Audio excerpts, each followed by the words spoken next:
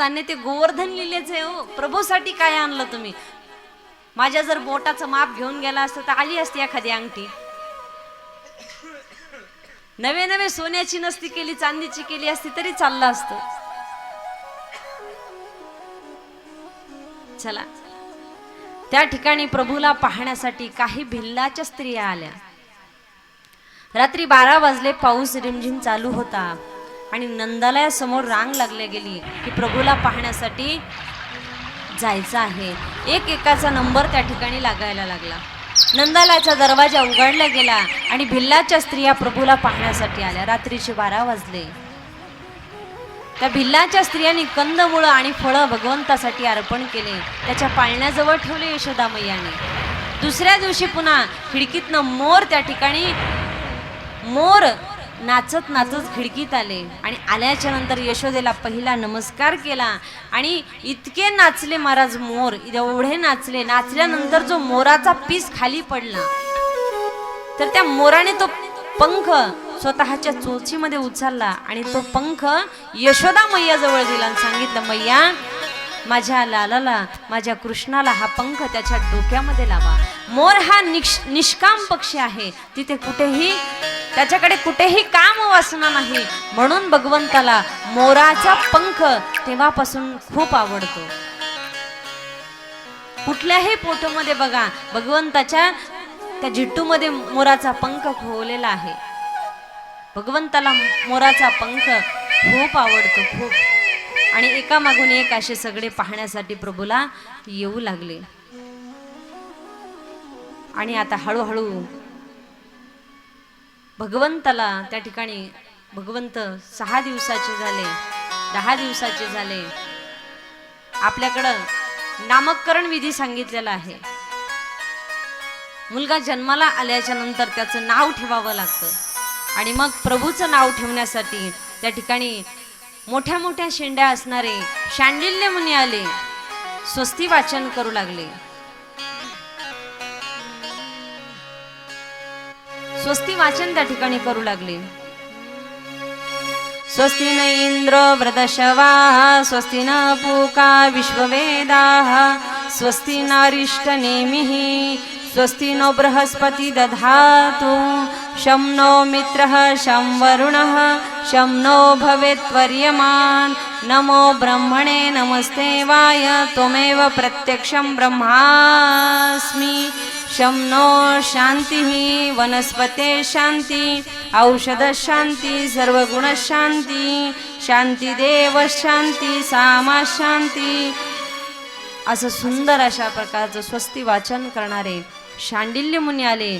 सर्वांचा शांतीपाठ केला आणि जिभेवर मदानी सोन्याच्या काडीने ओम अक्षर लिहितात असं जातकर्म संस्कार करण्याचा पूर्वी नंदबाबांनी 7 तिळाचे पर्वत दान केले. बघा, मुलगा जन्माला आला तर माणसाने दान त्या ठिकाणी करायला पाहिजे.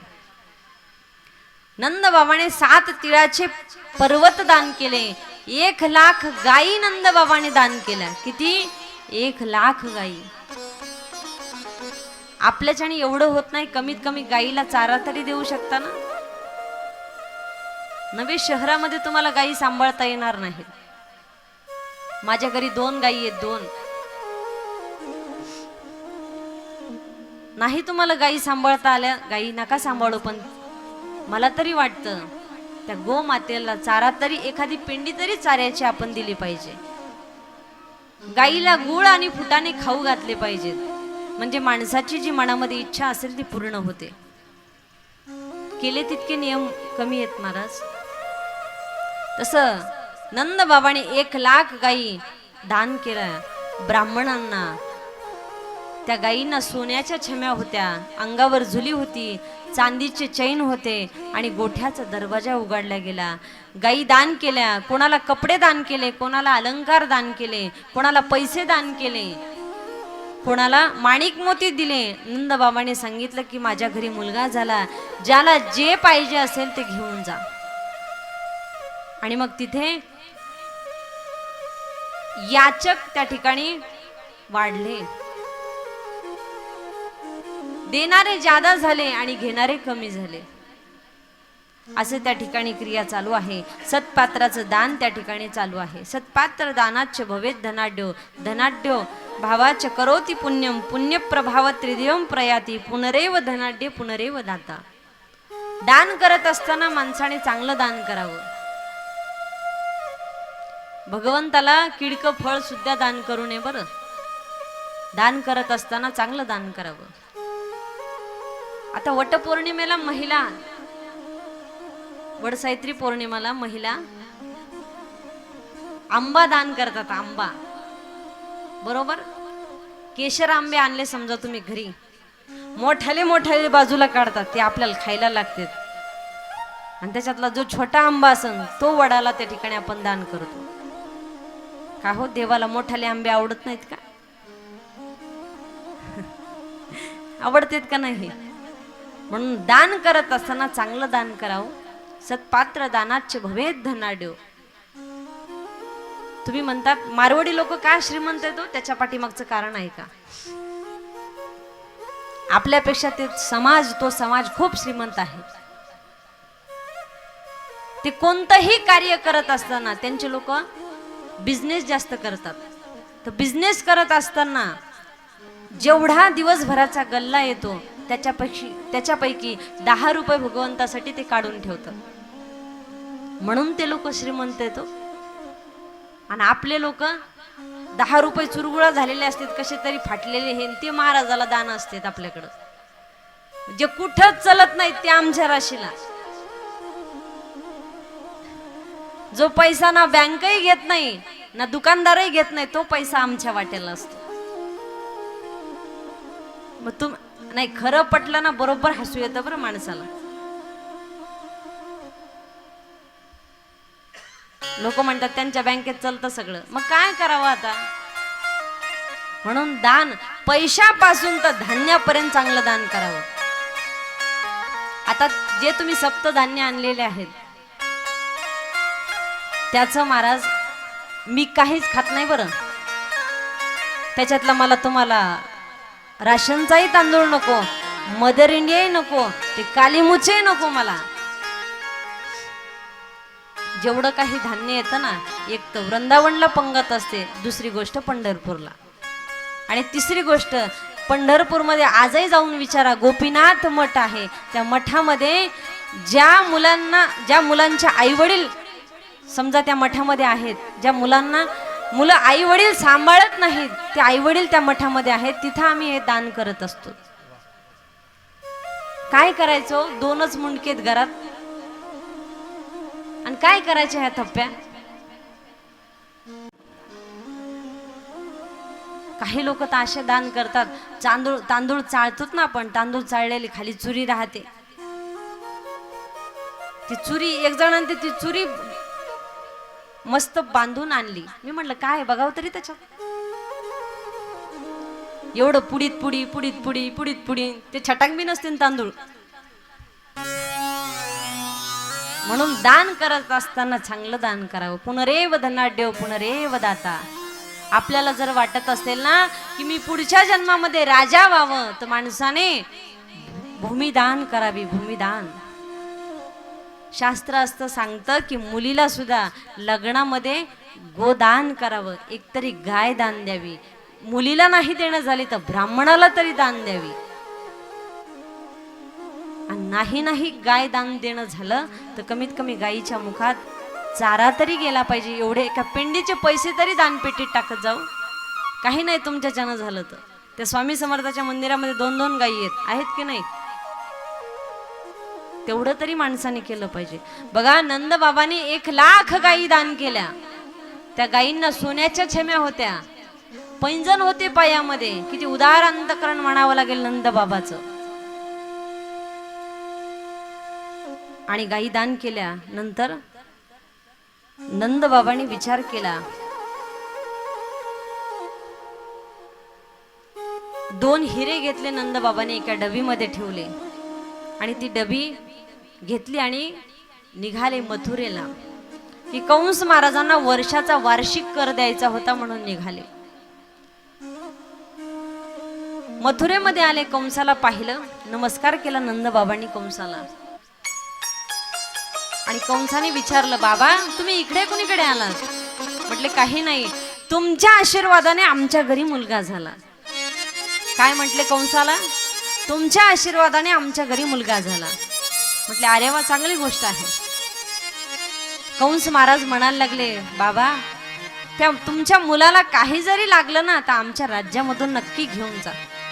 कोण म्हणतोय? कंस म्हणतोय. म्हटले ठीक आहे, काही हरकत नाही. आणि मग नंद बाबाने विचारलं की वसुदेव आणि देवकीला मी भेटू शकतो? कारण वसुदेव आणि देवकी कारागृहामध्ये बंद केलेले होते. म्हटले ठीक आहे, काही हरकत नाही, तुम्ही भेटू शकता. आणि निघाले महाराज. कोण? नंद बाबा झपझप पावलांनी निघाले. वसुदेव आणि देवकीच्या त्या बंद केलेल्या शाळेमध्ये आले.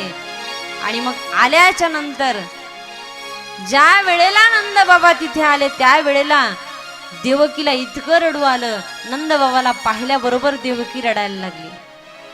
देवकीला वाटलं आपला सुपुत्र आपण यांच्या घरी दिलेला आहे. तिला सगळं मागचं आठवायला लागलं. ती म्हणायला लागली, बाबा तुमचा मुलगा कसा आहे? बघा त्या आईला किती जड अंतःकरणाने म्हणावं लागलं असेल की बाबा मुलगा होता वसुदेव आणि देवकीचा, पण ती काय म्हटली?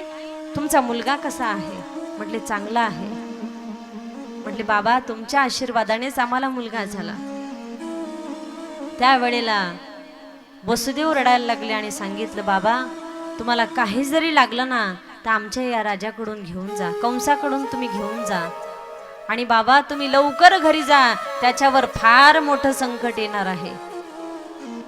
नंद बाबाने ते ऐकलं. आणि मग नंद बाबा नमस्कार केला आणि निघाले.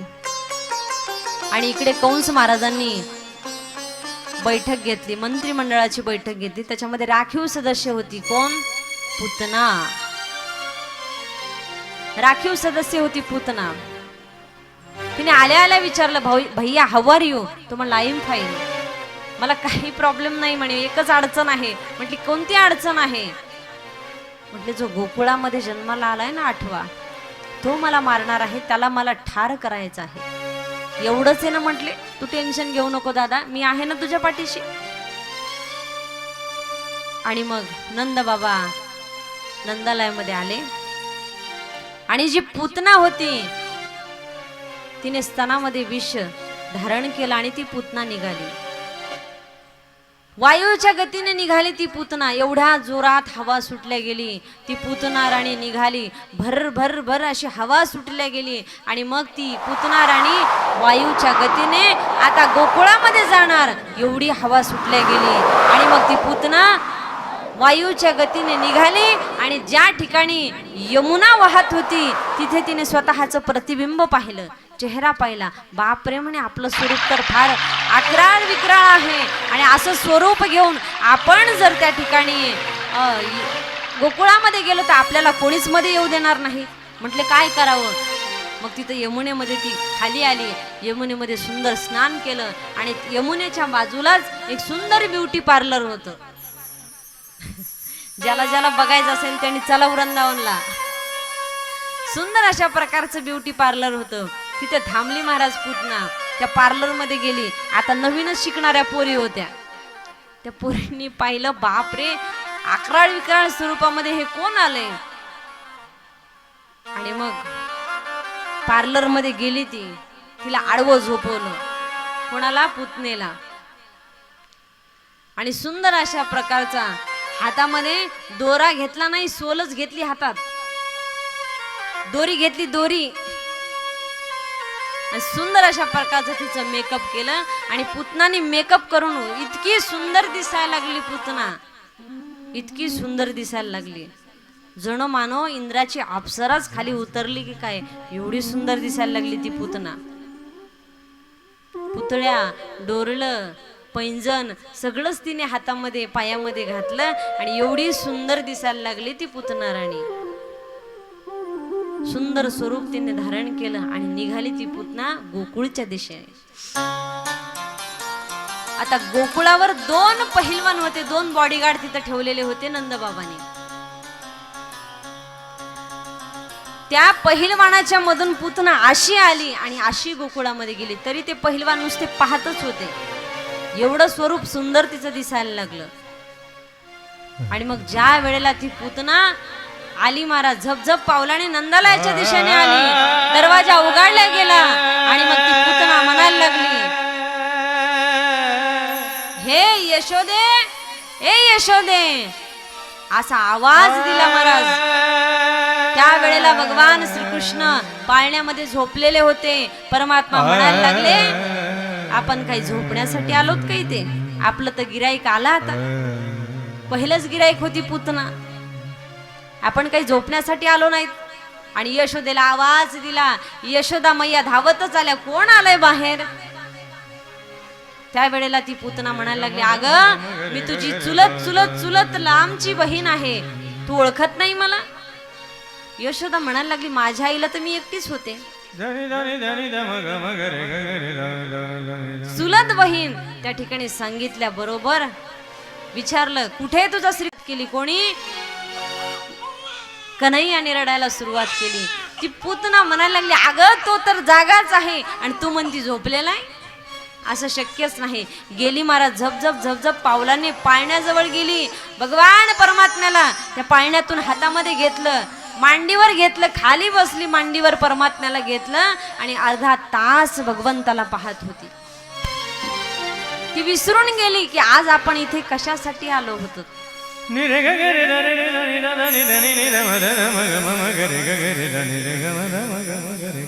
परमात्म्याला पाहिल्याबरोबर विसर पडला महाराज, विसर पडला, देहाचाही विसर पडला आणि सगळाच विसर पडला महाराज.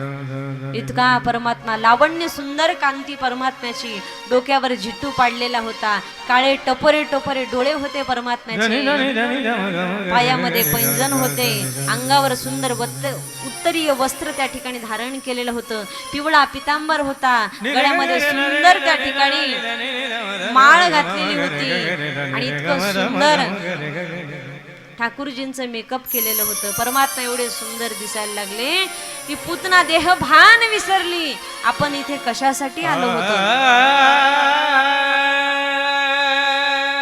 एवढं देहपान ती विसरून गेली, परमात्म्याला पाहू लागली. डोळ्यातून टपटप अश्रूंचे थेंब त्या ठिकाणी गळायला सुरुवात झाली. आणि मग पुतनेने विचार केला, कॅसेट मागे फिरवली, बाप रे, आपण तर याला मारण्यासाठी आलो होतो आणि आपण याच्यातच मग्न झालो. आणि मग पुतनेने विचार केला, यशोदा मैया कामामध्ये व्यस्त होत्या आणि मग तेवढ्या वेळामध्ये पुतनेने विचार केला की आता भगवान श्रीकृष्णाला स्तनपान करायचं. आणि मग परमात्म्याला मांडीवर घेतलं, स्वतःच्या स्तनाला परमात्म्याला लावलं. परमात्म्याने त्या ठिकाणी दूधही प्राशन केलं आणि पंचप्राण ओढायला सुरुवात केली.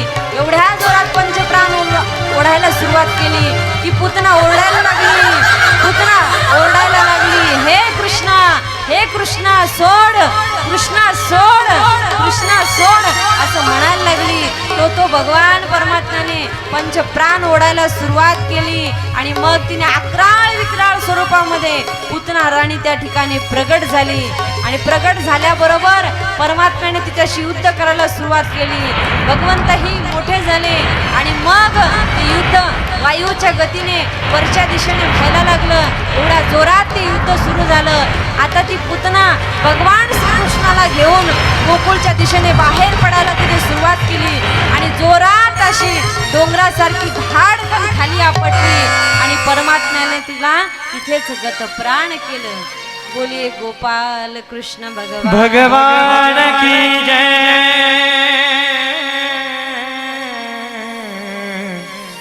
आणि मग पुतना राणी डोंगरासारखी कोसळली महाराज. ती पुतना, तिच्या छातीवर भगवान परमात्मा आहेत. आणि गोपाळांनी पाहिलं की आपल्या या गोकुळामध्ये भूकंप झाला की काय, एवढ्या जोरात ती जमीन हादरल्या गेली. आणि मग सगळे गोपाळ पळाले.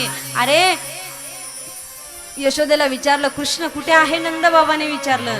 त्यावेळेला यशोदा म्हणायला लागली, कोणीतरी बाई आली होती आणि तिने माझ्या मुलाला घेऊन गेली. पाहिलं तर गोकुळामध्ये, गोकुळच्या बाहेर डोंगरासारखा ढीक त्या पुतनेचा दिसत होता. आणि मग पुतना राणीच्या छातीवर परमात्मा विराजमान झालेले होते. गोपाळांनी शिड्या लावल्या आणि परमात्म्याला खाली घेतलं. एवढी ती अकराळ विक्राळ स्वरूप त्या पुतणेचं होतं. आणि ज्या वेळेला दुसरं एक कारण सांगितलं आहे, ज्या वेळेला पुतना राणी गतप्राण झाली त्यावेळेला तिच्या देहाचा सुगंध सुटला होता. का तर प्रभूचा हात तिच्या देहाला स्पर्श झाला होता, म्हणून त्या ठिकाणी पुतना राणीच्या देहाचा सुगंध येत होता. आणि पुन्हा ठाकूरजीला कन्हैयाला स्नान घातलं. यशोदेने पुन्हा नंदालयामध्ये घेऊन आल्या. भगवंताला आंघोळ घातली. परमात्मा म्हणायला लागले, आपण मातीला गेलतो ना म्हणे, आंघोळ करूनच घरात घेतलं. स्नान घातलं, सुंदर असं गोमूत्राने स्नान घातलं परमात्म्याला. आणि मग पुन्हा परमात्म्याला घरामध्ये घेतलं. परमात्मा झोपलेले आहेत आणि परमात्मा झोपलेले आहेत. दुसऱ्या दिवशी सकाळ झाली आणि मग पुन्हा माझे कन्हैया आता बघता बघता 2 महिन्याचे झाले, 4 महिन्याचे झाले, 6 महिन्याचे झाले. आणि मग 6 महिन्याचे झाल्यानंतर यशोदेने पाहिलं की माझा लाला, माझा कृष्ण आता 6 महिन्याचा झाला आणि डाव्या गुडघ्यावर रांगायला लागला. तळवे तळ हात टेकीत, तळवे तळ हात टेकीत, डाव्या गुडघ्याने रांगत, डाव्या गुडघ्याने रांगत, डाव्या गुडघ्याने रांगत.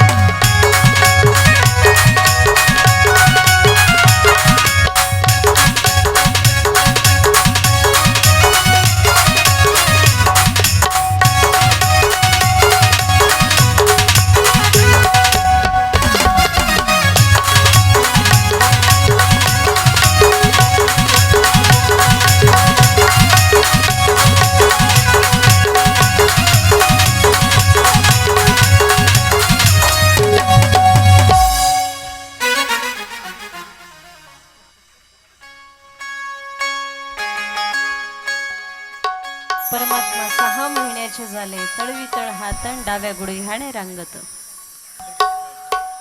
परमात्मा रांगायला लागले. रांगता रांगता रांगता पुतनेचा त्या ठिकाणी प्रभूने वध केला. पुढे हळूहळू रांगायला लागले परमात्मा. आणि मग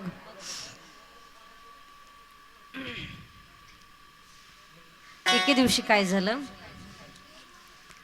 आता परमात्मा रांगायला लागले. नंतर हळूहळू परमात्मा बोबड बोबड बोलायला लागले.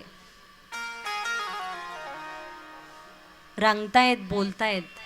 एके दिवशी काय केलं यशोदा मातेने, जो घरामध्ये शकट होता त्याला सुंदर अशा प्रकारचा झोका बांधला यशोदा मैयाने. शकट म्हणजे बैलगाडी सारखं असतं बघा, ते पूर्वी होतं ते. त्याला झोडी बांधली, झोका बांधला आणि त्याच्यामध्ये ठाकूरजीला टाकलं, भगवान कृष्णाला टाकलं. आणि यशोदा कामामध्ये व्यस्त होती. इकडे कंसाने विचारलं, माझी बहीण तर मेली.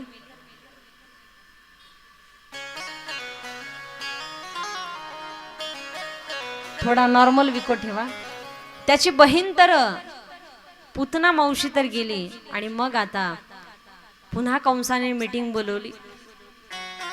जो शकट होता त्याने सांगितलं, ठीक आहे, कृष्णाला घेऊन नक्की मी येईल. कंसाला ताकीद दिली. आणि तो शकट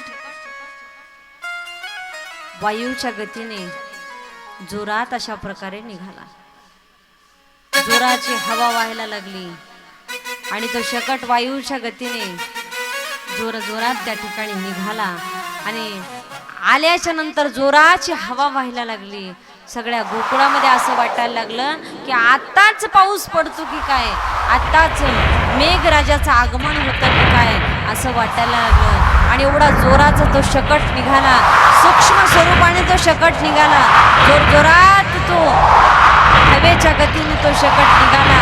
आणि आल्याच्या नंतर त्याने त्या गाड्यामध्ये प्रवेश केल्याबरोबर ज्या ठिकाणी भगवान परमात्म्याची झोळी खाली बांधली होती, परमात्म्याने काय केलं, जोरात उजव्या पायाने त्या शकट सूक्ष्म स्वरूपामध्ये गाड्यामध्ये बसला.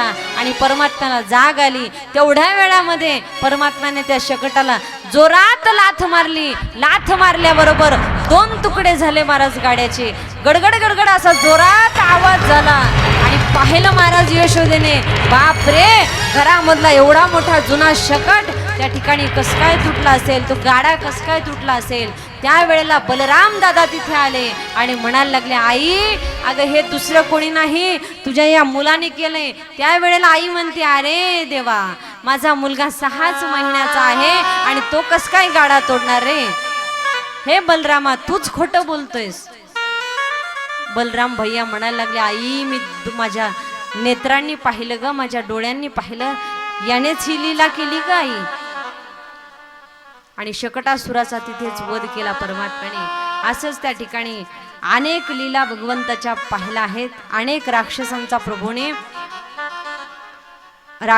त्या ठिकाणी प्रभूने विनाश केलेला आहे.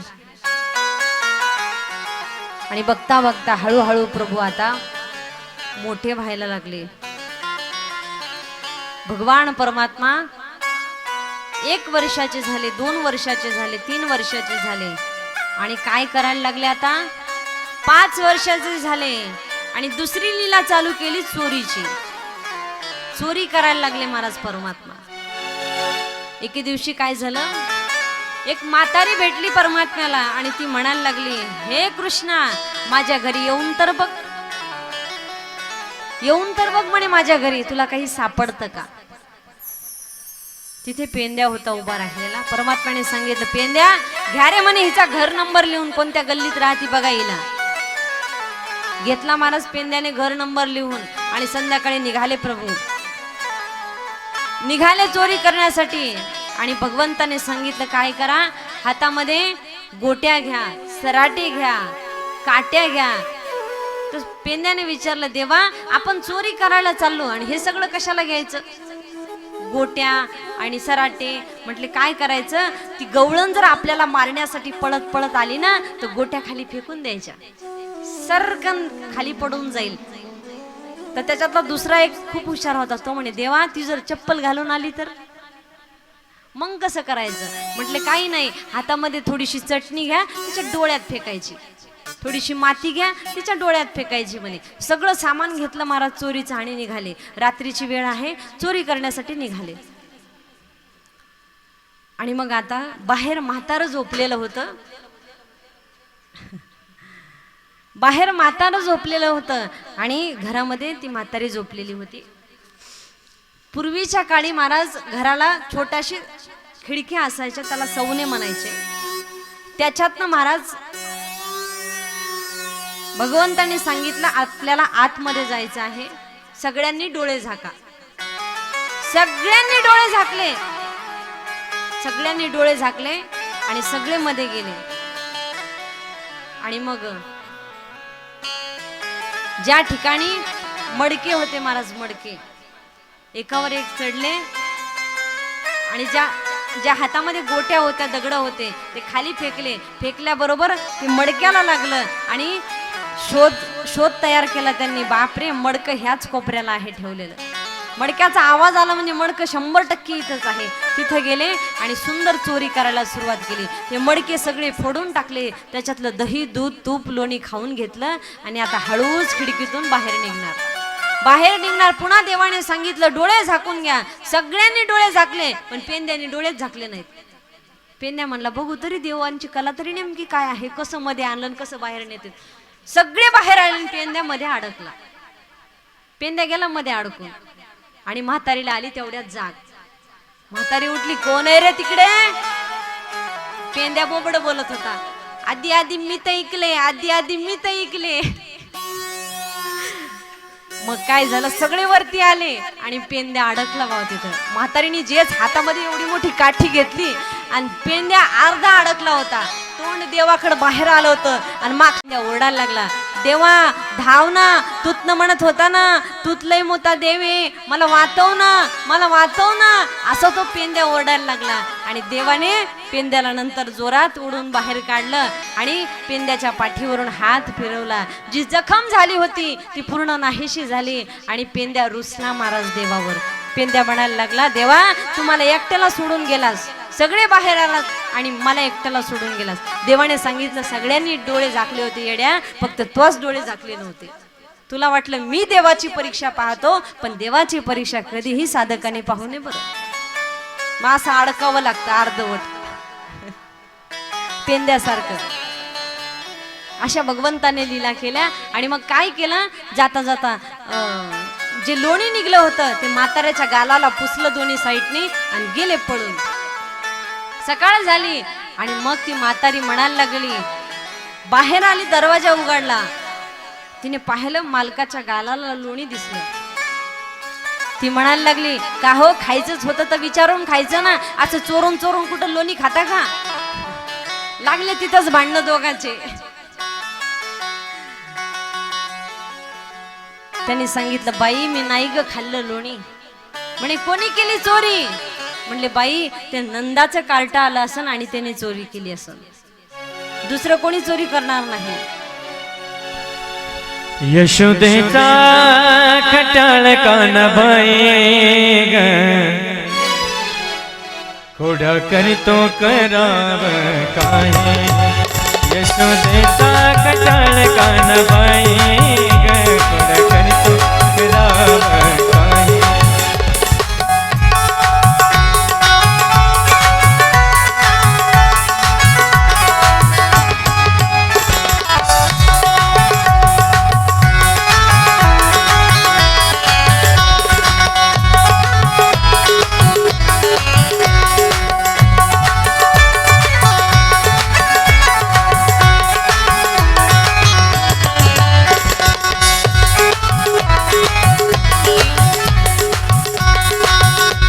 एक दिवशी केली आणि खोडी, गाई वासर सारे सोडी.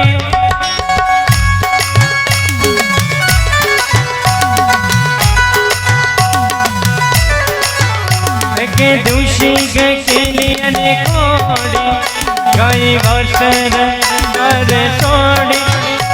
भर रस्त्यावर लोक हसती सारी वर रस्त्यावरी लोक हसती सारी यशोदेचा कटाळ कानाबाई एवढा करतो खरा काय यशोदेचा कटाळ कानाबाई एवढा करतो खरा काय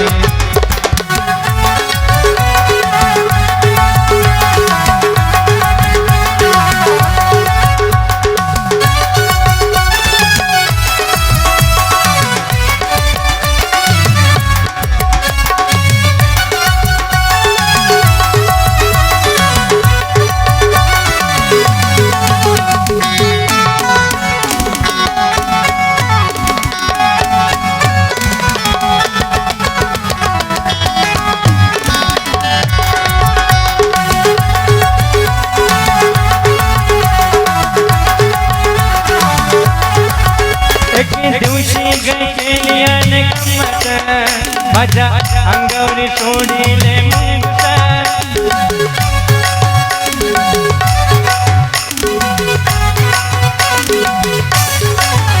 एके दिवशी केली आणि गंमत माझ्या अंगावरी सोडिले मुंगसा बर रस्त्यावरी हसती सारी बर रस्त्यावरी हो लोक हसती सारी यशोदेचा कटाळ कानाबाई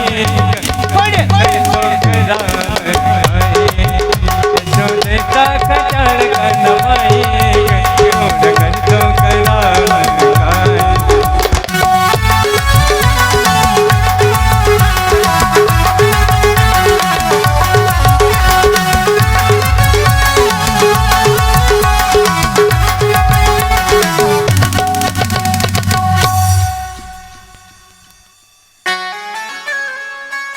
सुंदर बरं सुंदर दादा, खूप छान.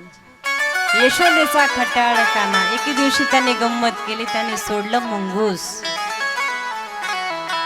एवढा काना खट्याळ होता महाराज. अशाच भगवंताने अनेक अनेक प्रकारच्या लीला केल्या.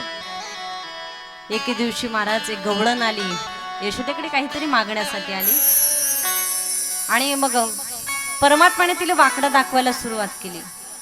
ती म्हणायला लागली, अगं यशोदे, याला किती वेळा सांगितलंय का असा त्रास नको देत जाऊ. किती वेळा सांगितलं याला असा त्रास नको देत जाऊ. सारखा सारखा त्रास देतो का आम्हाला यशोदे. असं वाटतं ही गोकुळ सोडून कुठेतरी दूर निघून जावं, इतका त्रास देतो ग यशोदे. ती गवळण म्हणायला लागली, लय त्रास देतो, सगळ्यांना त्रास दिला म्हणे तू आतापर्यंत, पण माझ्या घरी येऊन तर बघ. देव म्हणला, असे होय, बर आता तुझा नंबर राहिला का, ठीक आहे म्हणे, येतो म्हणे संध्याकाळीच. मनात म्हणले देव. निघाले महाराज संध्याकाळीच. रात्रीची वेळ आहे आणि गवळण आणि गोपाळ झोपलेले होते. दिवाणावर गवळण आणि गोपाळ झोपलेले होते. आणि मग रात्रीला परमात्मा आले. जी गोपिका होती, पूर्वीची गोपिका, तिचे एवढे लांब केस होते, आताची नाही बरं, कटवाली गोपिका नव्हती, एवढे लांब केस होते. आणि दाढीवाला गोपाळ होता. दाढी कशी आपले नवले काका नाहीत का, हातभर लांब, तसा गोपाळ होता. आणि लांब लांब केसाची गवळण होती. दिवाणावर झोपले महाराज. तेवढ्या वेळामध्ये हा भगवान कृष्ण हळूहळू आले महाराज. पाय पण वाजू दिले नाही. मित्रांना सोबत घेतला आणि आले. आल्याच्या नंतर हळूच दाढीची आणि वेणीची गाठ बांधली. अशी जोरात गाठ बांधली महाराज परमात्म्याने आणि हळूच निघून गेले. सकाळ झाली, 5 वाजले आणि मग ती गवळण उठण्याची वेळ झाली. पूर्वीच्या गवळणी 5 वाजता उठायच्या. गवळण उठण्याची वेळ झाली, 5 वाजता गवळण उठणार बरोबर, उठल्याबरोबर अशी उठायला गेली, ती जोरात झटका बसला. कुठे? दाढीला. तो गोपाळ म्हणायला लागला, बाई आपलं काय वय का आता झटके मारायचं. तिने सांगितलं, अहो मी झटके नाही मारते, मी उठून बसले. मग पाहिलं, बापरे, वेणीची आणि दाढीची गाठ बांधली परमात्म्याने. तर आता तर ही गाठ कोणी बांधली असेल विचार करतायत, कोणी बांधली असेल? तो गोपाळ म्हणायला लागला, तू गेलती ना काल नंद बाबाच्या वाड्या, सुटता सुटे ना. हा, सुटास ना ती गाठ महाराज. पुन्हा चाकू घेतला, चाकूनी सुटा ना. म्हटले काय करावं आता, बाहेर गेल्याशिवाय पर्याय नाही. निघाले महाराज. गोपिका पुढे होती आणि गोपाळ मागे होता. कसं असतं लग्नामध्ये, नवरदेव पुढे असतो आणि नवरी. इथं कसं झालं, नवरी पुढे आणि नवरदेव मागे. निघाले महाराज रस्त्याने. रस्त्याने निघाले, लांबूनच भगवान परमात्माने पाहिलं. परमात्मा म्हणायला लागले, घ्या रे, टाका रे फेसबुकला, पटापटा पटापटा. कशी दिसू लागले म्हणे, व्हायरल करा म्हणे, फेसबुकला टाका यांचे फोटो, घ्या म्हणे काढून. लगेच पेंद्याने फोटो काढला आणि परमात्म्याला पाठवून दिला. परमात्मा म्हणायला लागले, आता आता आता आहे का नाही मजा, सोडा म्हणा आता कशी गाठ सोडतात ते.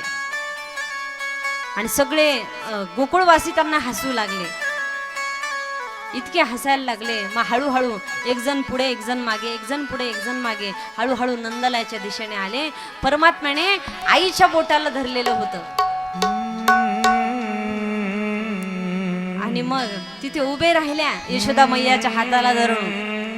आणि ती गोपिका म्हणायला लागली, यशोदे, अगं तुझ्या या कानाला काहीतरी सांग. इतक्या खोड्या करायला लागला की याची ही मजल झाली की दाढीची आणि वेणीची गाठ बांधली. इतक्या खोड्या करायला लागला महाराज.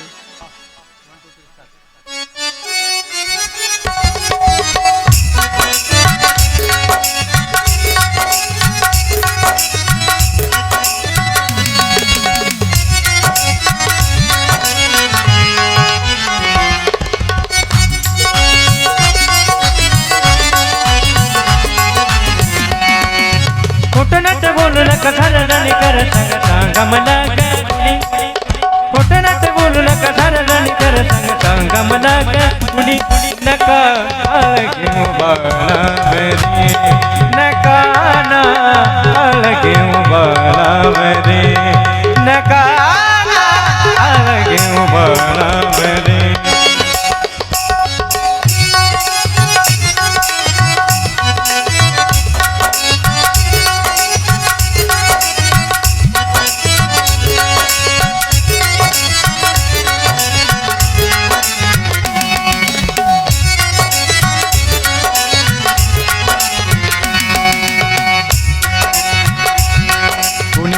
मोठ माझ वडला पर माझ वडला चालू माझ पडला.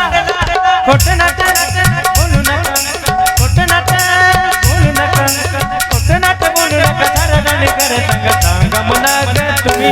नका घेऊ बाळावरी, नका घेऊ बाळावरी, नका घेऊ बाळावरी.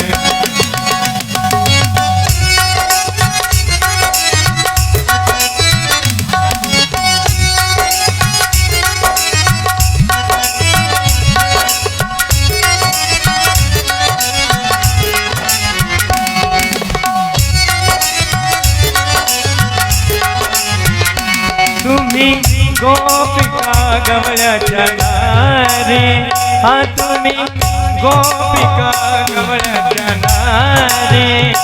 सदा ओरडत येता माझ्या दारी, हा सदा ओरडत येता माझ्या दारी. हा बाळ माझं गुण त्याचं नाव नका घेऊ तुम्ही, बाळ माझं गुण त्याचं नाव नका घेऊ तुम्ही.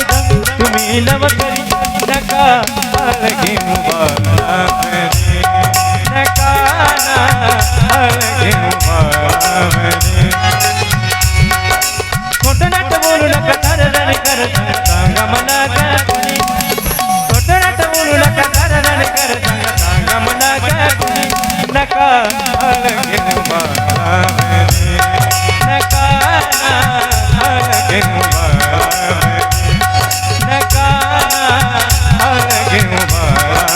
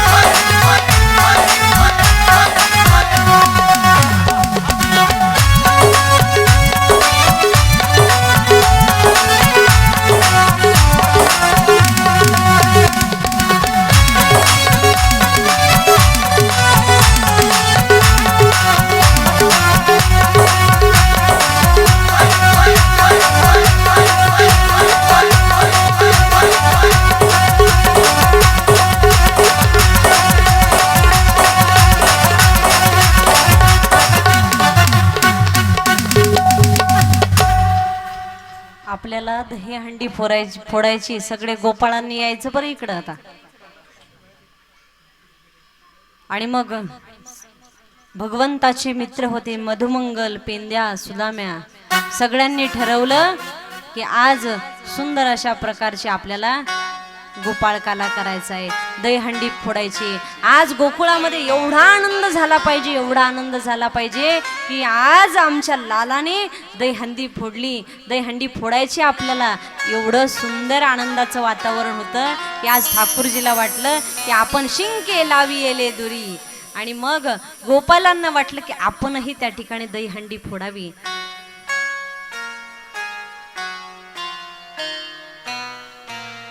आणि एवढा आनंद झाला. दिले नाही दिले तरी चालते.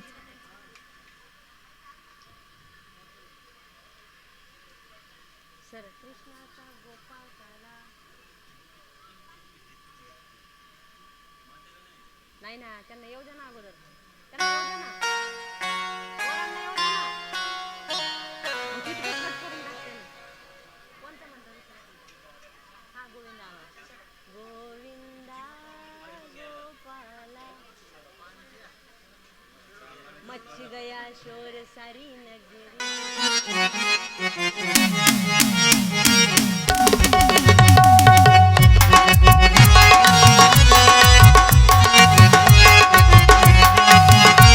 गोलनाचा गोल गोविंदा गोलनाचा. गोविंदा अजून गोविंदा असतील तर बोलवा.